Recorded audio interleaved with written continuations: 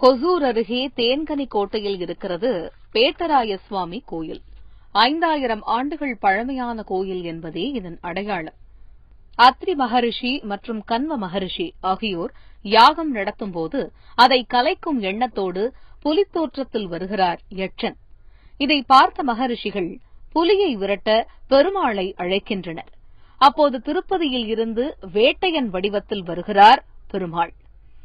புலியாக நின்ற யட்சனின் தலையில் பெருமாள் தான் வைத்திருந்த ஆயுதம் கொண்டு அடிக்க யட்சன் புலித்தோற்றத்தை விடுத்து பழைய நிலையை அடைகிறார். இதன் பிறகு பெருமாளே இத்தலத்தில் அருள் பாலித்ததாக வரலாறு கூறுகிறது.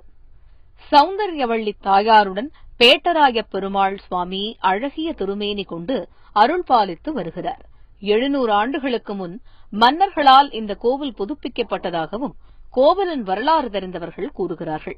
கோவிலின் வரலாற்றை நினைவு கூறும் வகையில் அத்ரி மற்றும் கன்வ மகரிஷிகளுக்கு இந்த கோவிலில் சிலைகள் வைக்கப்பட்டுள்ளது.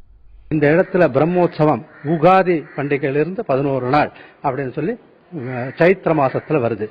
அதல்லாமல் ஆண்டாருடைய பிறந்த நாள்ன்றது திருவாடிப்புறம் ஆடி மாசத்துல 13 நாள் உற்சவம் அழகாக நடக்கிறது. அது இல்லாமல் அழ்வாருடைய திவ்ய பிரபந்தங்களுக்காக 4000 திவ்யப்பிரபந்தத்துக்காகவே உற்சவம் என்று சொல்லக்கூடிய பரமபத வாசல் இருக்கு.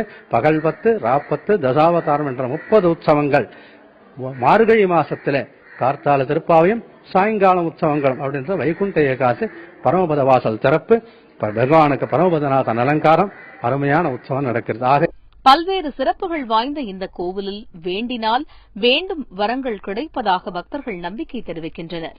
ஆண்டுதோறும் புரட்டாசி மாதங்களில் பெருமாளுக்கும் தாயாருக்கும் சிறப்பு அலங்காரம் பூஜைகள் செய்யப்படுகிறது.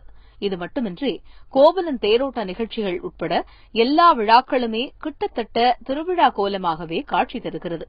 தமிழகம் மட்டுமின்றி ஆந்திரா, கர்நாடகா என 3 மாநிலங்களுக்கும் அருகாமையான பகுதி என்பதால் இங்கு ஏராளமான மக்கள் வருகிறார்கள். வேட்டையனாக வந்த பேட்டராய பெருமாளை வணங்கினால் பாவங்கள் விலகி நன்மை கிடைக்கும் என